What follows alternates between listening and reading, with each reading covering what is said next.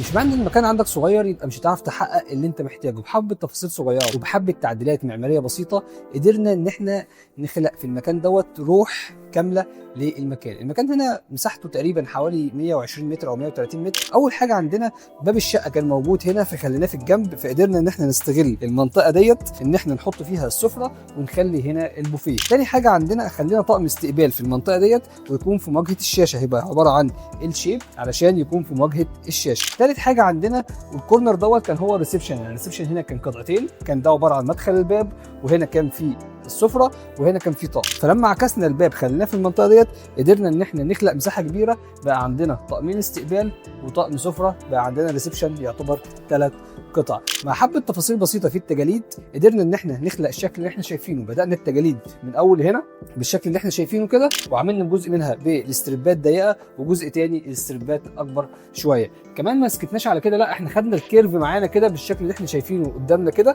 بحيث ان هي تدي شكل جمالي كويس، وخدنا الجزء كله مع بعضه. ووصلنا هنا طبعا لغايه ما عملنا الحمام الجست تويلت بالشكل اللي احنا شايفينه. عملنا تجريده من بره ومن جوه، هنتكلم على الجست تويلت في فيديو لوحده.